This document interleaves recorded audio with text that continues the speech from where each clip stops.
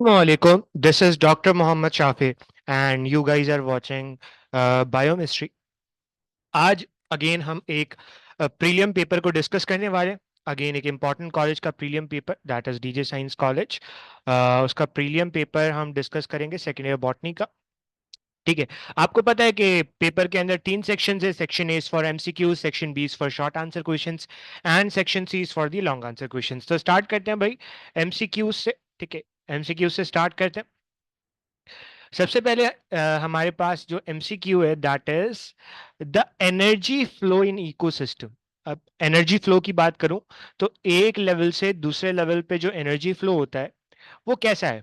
आया uni directional है, multi directional है, या बाई डायरेक्शनल है? अगर मैं बात करूं एनर्जी फ्लो की, तो एनर्जी हमेशा एक डायरेक्शन में फ्लो करती है। So it is always unidirectional. So the correct answer would be option A, not option B. Multi directional नहीं हो सकता, ऑलवेज बाई डायरेक्शनल नहीं हो सकता, नॉन डायरेक्शनल नहीं हो सकता, क्योंकि फ्लो तो कर रही है।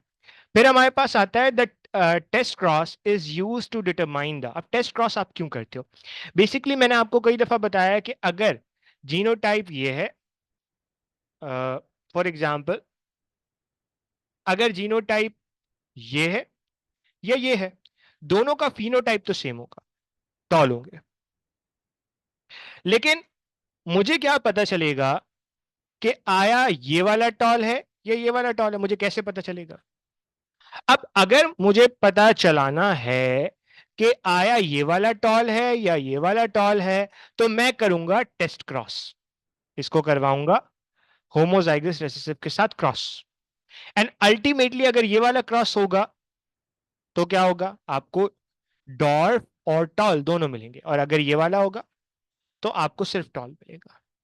तो इसका मतलब ये है कि आप बेसिकली जीनोटाइप पता करने के लिए टेस्ट क्रॉस करते हो, नॉट फिनोटाइप। वो तो आपको अपेरेंटली नजर आ रही हो कि ए एंड बी बोथ नहीं हो सकता, नन ऑफ दीज नहीं हो सकता। फिर हमारे पास आता है the phenomena where one gene which control more than one trait. एक जीन एक से ज्यादा ट्रेट को कंट्रोल कर रहा है, दैट इज प्लियोट्रॉपी।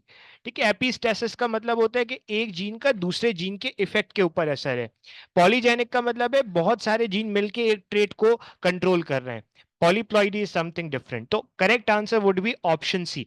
फिर हमारे पास आता है if three children in a family have blood group O, A B and B, respectively the genotype of their parent would be. अब ये बड़ा इंटरेस्टिंग सवाल है।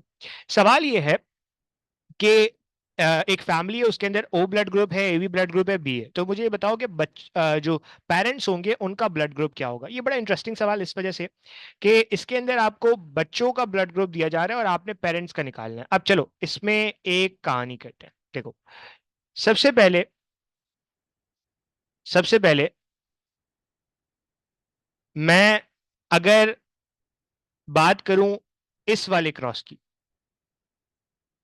तो इस वाले क्रॉस के अंदर तो ओ ब्लड ग्रुप पॉसिबल ही नहीं है, क्योंकि ओ ब्लड ग्रुप तब पॉसिबल है जब होमोजाइगस रिसेसिव कंडीशन आएगी। तो इसका मतलब है एक स्मॉल आई फादर से आएगा, एक स्मॉल आई मदर से आएगा, तो ये वाला तो पॉसिबल ही नहीं है। ठीक है। फिर मेरे पास ये तीन ऑप्शंस बचते हैं, मैं तीनों को एक एक करके देख लेता हूं। सबसे पहले मैंने क्या किया? ऑप्शन ए वाला किया, that is I A small I, then I B small I. अब जब मैं ये करता हूं तो मुझे नजर आता है आई ए आई बी, यानी कि ए बी ब्लड ग्रुप। फिर मुझे नजर आता है I A small I A blood group. फिर मुझे नजर आता है I B small I B blood group. फिर मुझे नजर आता है स्मॉल आई, यानी कि मुझे ए बी भी नजर आ रहा है, ए भी नजर आ रहा है, बी भी नजर आ रहा है, और ओ भी नजर आ रहा है। तो आपसे कहा गया ओ ए बी और बी था, ठीक है। ओ ए बी और बी है, ठीक है। तो इसका मतलब है ये हो सकता है, बट अगले ऑप्शन को देखते हैं। नेक्स्ट जो हमारे पास क्रॉस होगा वो बहुत सिंपल होगा। Again see this is the cross, I A I B small I, then ये होगा I A small I A small I B small I B small I, यानी कि यहाँ पे ए और बी ब्लड ग्रुप पॉसिबल है। तो ये तो हो नहीं सकता। फिर हमारे पास ये वाला ऑप्शन होता है, ठीक है। इसको भी देख लेते हैं।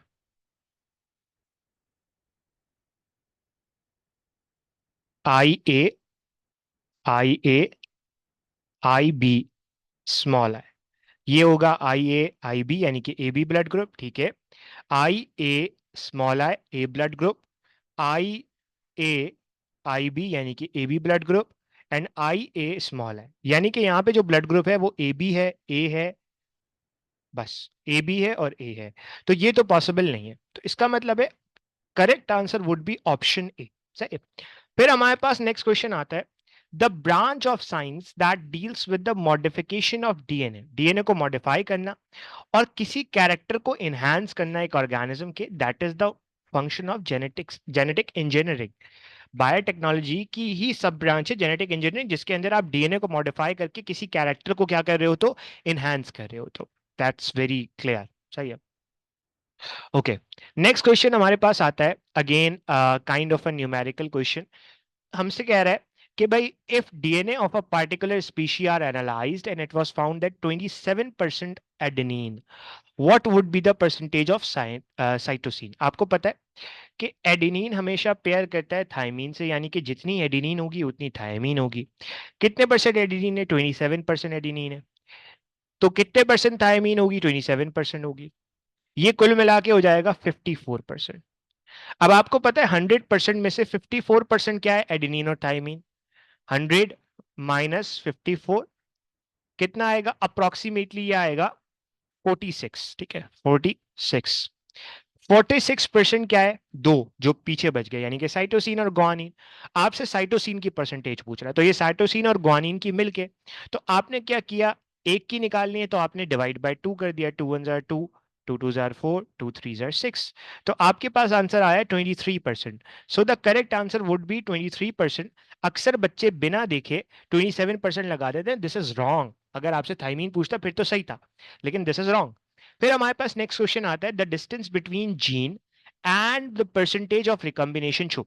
अब जितना ज्यादा डिस्टेंस होगा, फॉर एग्जाम्पल एक जीन यहाँ पे, एक जीन यहाँ पे, ठीक है, तो इनके चांसेस हैं कि ये क्रॉसिंग ओवर के दौरान शिफ्ट हो जाए और रिकम्बिनेशन के अंदर चला जाए। अगर ये करीब होता तो रिकम्बिनेशन चांसेस कम थे। इसका मतलब है the greater the distance, the greater would be the percentage of recombination. तो इट्स अ डायरेक्ट रिलेशनशिप। फिर हमारे पास आता है all of this Mendel law except, ठीक है, तमाम मेंडल लॉ को ऑबे करता है सिवाय independent assortment, dominance, yes, purity of gametes, ये तीनों मेंडल के law. Linkage is not the Mendel's law. Mendel ने लिंकेज की तो बात ही नहीं की थी ना, कि दो जीन्स जो है वो लिंक्ड भी हो सकते हैं।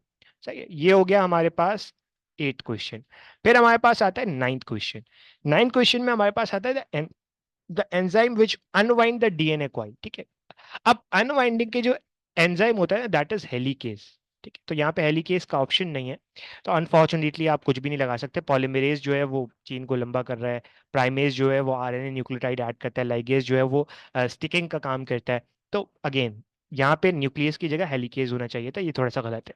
फिर हमारे पास आता है the human genetic defect that is caused by non disjunction. Non disjunction का मतलब है कि फॉर एग्जाम्पल एक ग्रेमीट के अंदर दोनों क्रोमोसोम चले गए और एक के अंदर कोई भी नहीं गया, दिस इज नॉन डिसजंक्शन।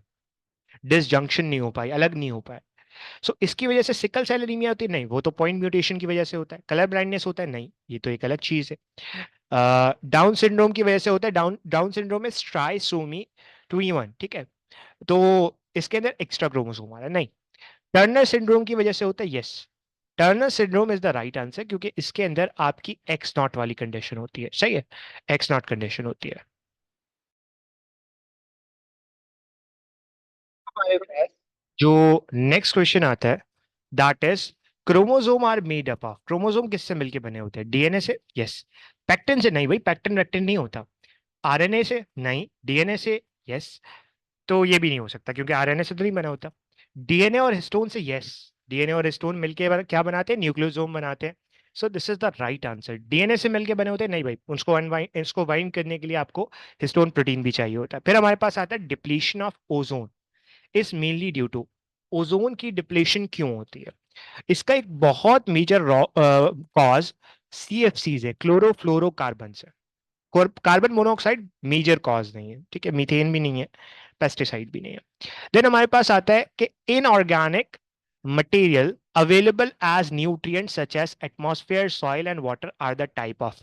ठीक है, एटमॉस्फेयर, वाटर, सॉइल, ये किसकी जो है वो टाइप्स हैं। देखो अगर मैं इसकी बात करता हूँ तो ये वो इनऑर्गेनिक मटेरियल्स हैं जो बेसिकली आप दूसरे इनऑर्गेनिक मटेरियल को एसिमिलेशन के अंदर मेजर रोल प्ले करते हैं, यानी कि एटमॉस्फेयर, सॉइल और वाटर, ये बेसिकली इनऑर्गेनिक मटेरियल प्रोवाइड करते हैं, जैसे कार्बन डाइऑक्साइड हो गया, मेनी इनऑर्गेनिक आइंस हो गए। तो ये बेसिकली रिजर्वॉयर सी के अंदर आ जाता है। Reservoir C is the right answer. This is the MCQ of man and his environment. ठीक है, simple. The evolution of a species is based on the total adaptive change preserved by. देखो basically अगर मैं बात करूं तो adaptive trait किसकी वजह से प्रिजर्व होते हैं? नेचुरल सिलेक्शन की वजह से। कैसे? देखो नेचुरल सिलेक्शन इज समथिंग जिसकी वजह से नेचर सेलेक्ट करती है एक ऐसे ऑर्गेनिज्म को जिसके अंदर अडेप्टिव चेंजेस ज्यादा हैं। So this is the right answer. फिर हमारे पास आता है next question, the genetic drift is on account of. ठीक है, जेनेटिक ड्रिफ्ट किसके बिहाफ पे होती है? पॉपुलेशन डिक्रीज होती है, या तो किसी डिजास्टर की वजह से, या आप रैंडम सैम्पलिंग करते हो। सही है। फिर हमारे पास आता है क्लॉस्ट्रीडियम टेटनाई विच कॉज टेटनस। ठीक है, टेटनस किसकी वजह से होता है? टेटनस की अगर मैं बात करूं, so it is cause due to a bacteria. ठीक है, so the correct answer would be option B. सही है। Okay, moving to the next part, and that is the section B. So the first question is why vaccination is important for infectious diseases. ठीक है, already हम इस पे बात कर चुके हैं, डिफरेंट पेपर्स के अंदर ये क्वेश्चन आया हुआ था कि भाई इन्फेक्शन के अंदर, वैक्सीन के अंदर इन्फेक्शन क्यों जरूरी है। ठीक है, ओके, हाँ। सो अब अगर आपसे पूछा जाए कि भाई क्यों है, तो सिंपली आप इतना कहोगे कि हमारे पास अगर वैक्सीन लगाई जाती है तो बेसिकली वैक्सीन आपको इन्फेक्शन से बचाती है। ये वैक्सीन आपको क्या करती है? इन्फेक्शन से बचाती है, और फिर आपको जो है वो स्प्रेड होने से डिफरेंट डिजीज को बचा रही होती है। फिर आता है name the major mechanism of disease management. ये ऑलरेडी हम डिस्कस कर चुके हैं भाई, कि आप जो है वो प्रिवेंशन करते हो, वो सारी चीज़ें। ठीक है, स्पेशियाइजेशन, स्पीशिएशन। सही, स्पीशिएशन एक ऐसा प्रोसेस है जिसके अंदर स्पीशी बनती है। अब इसकी डिफरेंट नाम्स, आप नाम याद कर लो, एलोपैट्रिक, सिम्पैट्रिक, पैरापैट्रिक, ठीक है, पेरीपैट्रिक, ये सारे आपने सिंपल नाम याद करने हैं। Differentiate between any one of the following. Lamarckism और डार्विनिज्म को आप डिफरेंशिएट करोगे तो आपको पता है लेमार्किज्म लमार्क ने दी थी, और बेसिकली ये थ्योरी ये कहती थी एक्वायर्ड कैरेक्टर ऑफ स्प्रिंग के अंदर जाते हैं, जबकि डार्विन की जो थ्योरी थी वो नेचुरल सिलेक्शन पे बेस्ड करती थी, और वो ये बताती थी कि भाई नेचर सेलेक्ट करती है और सारी चीजें। ठीक है, फिर इनकम्प्लीट और कंप्लीट डोमिनेंस। ठीक है, इनकम्प्लीट और complete dominance is quite clear कि इनकम्प्लीट डोमिनेंस के अंदर फॉर एग्जांपल A1 A2 है, तो दोनों दोनों जो है वो दोनों के फिनोटाइप ब्लेंड हो जाएंगे और एक इंटरमीडिएट फिनोटाइप आएगा। जबकि कोडोमिनेंस के अंदर क्या होता है कि दोनों अलील एक्सप्रेस कर जाते हैं और साइमल्टेनियसली दोनों ट्रेट्स हो जाते हैं, जैसे आपको याद होगा ए बी ब्लड ग्रुप। सही है। उसके अलावा renewable and non renewable resources बहुत सिंपल है। रिन्यूएबल रिसोर्सेज वो होती हैं जिनको आप रिन्यू कर सकते हो, रिप्लेनिश कर सकते हो after short time, for example solar energy, wind energy, biomass वगैरह। नॉन रिन्यूएबल वो है जिनको आप दोबारा नहीं इस्तेमाल कर सकते, कोल, ऑयल, नेचुरल गैसेस वगैरह आ जाता है। फिर हमारे पास नेक्स्ट क्वेश्चन आता है व्हाट इज जेनेटिक ड्रिफ्ट। ठीक है, जेनेटिक ड्रिफ्ट क्या है? आपको पता है जेनेटिक ड्रिफ्ट एक ऐसा फिनोमेना है बेसिकली जिसके अंदर that actually refers to random changes in the frequency of the allele in a small population. एक स्मॉल पॉपुलेशन है, उसके अंदर अलील फ्रीक्वेंसी में चेंज आ रहा है। अब ये होता क्यों है?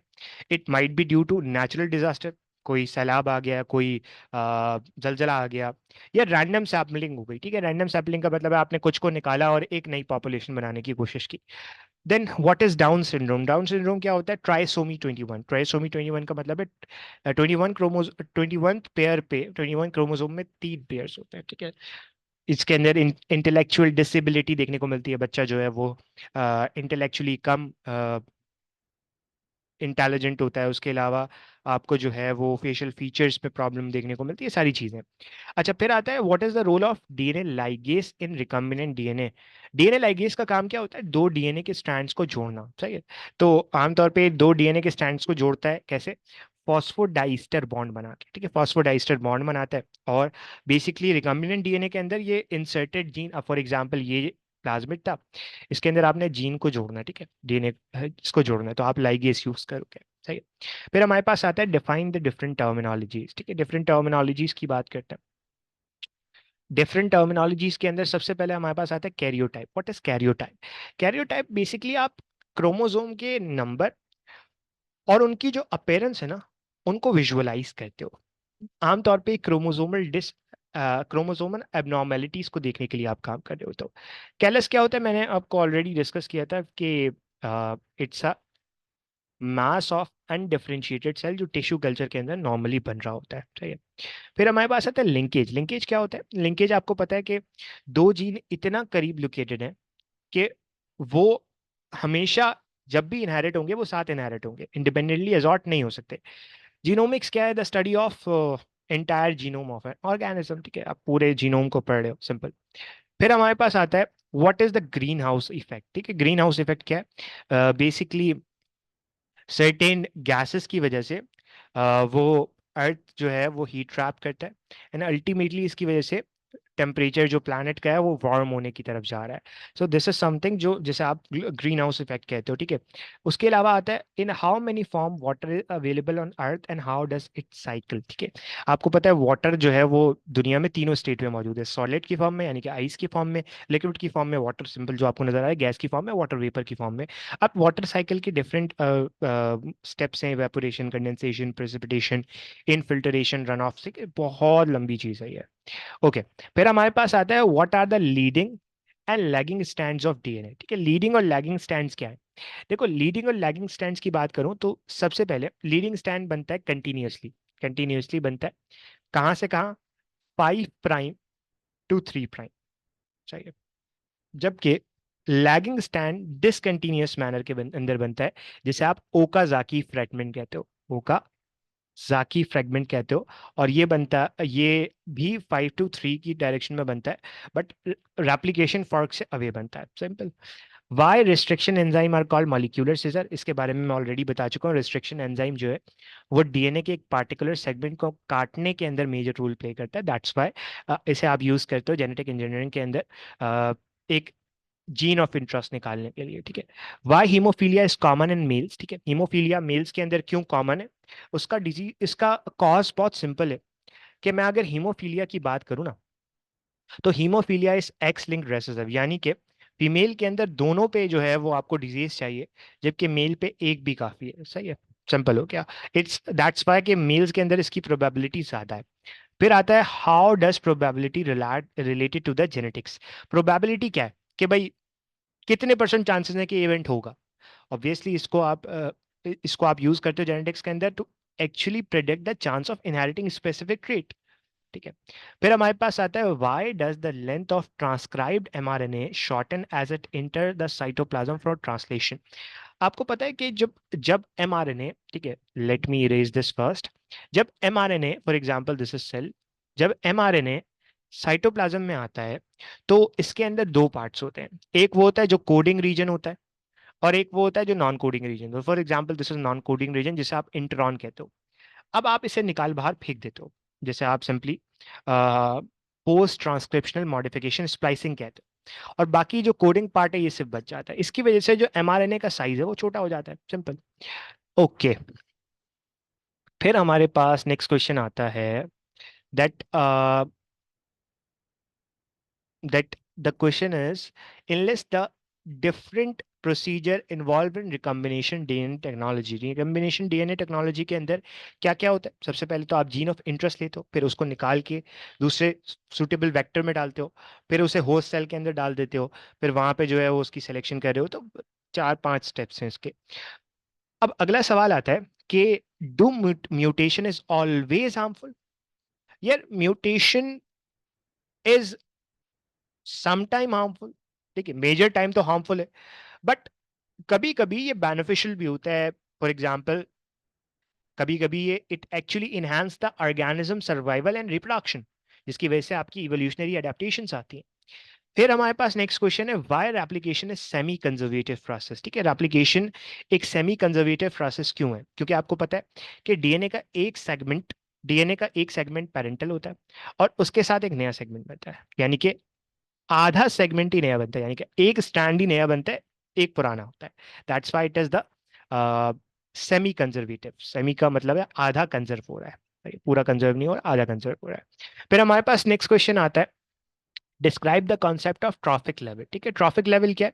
आपने क्या किया, एक एक एक चेन के अंदर, एक लेवल के अंदर ऑर्गेनिजम्स को रख लिया। फॉर एग्जांपल सबसे पहले प्रोड्यूसर्स रखे, फिर आपने हर्बीवोर्स रखे, ठीक है, फिर आपने जो है वो कार्निवोर्स रखे, ठीक है, कार्निवोर्स रखे, और फिर इस तरीके से आपको चलता गया। ठीक है, फिर हमारे पास आता है name the summer and winter vegetables. Summer vegetables के अंदर हमारे पास आ जाता है टोमेटो, कुकम्बर्स, बेल पेपर, जुकीनी। ठीक है, विंटर के अंदर केल, ब्रिसल स्प्राउट, कैरेट, ब्रोकली, ये सारी चीजें आ जाती हैं। फिर हमारे पास आता है why should we conserve biodiversity. Biodiversity क्या है? बायो इकोसिस्टम को कंजर्व करना क्यों जरूरी है? क्योंकि अगर हम इकोसिस्टम को कंजर्व नहीं करेंगे, अल्टीमेटली इसकी वजह से पॉल्यूशन, ये सारी चीजें जो है वो आएंगी, और उसकी वजह से आपकी बहुत सारी वैल्यूज जो है वो डिस्ट्रॉय हो रही होंगी। फॉर एग्जांपल ऑर्गेनिज्म जो है वो डाई कर रहे होंगे, जो नेचुरल ऑर्गेनिजम्स हैं, ये सारी चीजें हो जाएंगी।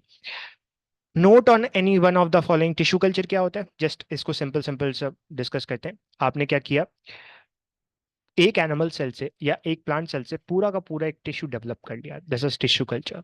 ओजोन डिप्लीशन, आपको पता है कि अर्थ के अराउंड एक ओजोन लेयर है, ये ओजोन लेयर डिस्ट्रॉय हो रही है ड्यू टू क्लोरोफ्लोरोकार्बन्स, और उसकी वजह से अर्थ पे हार्मफुल यूवी रेडिएशंस आ रही हैं।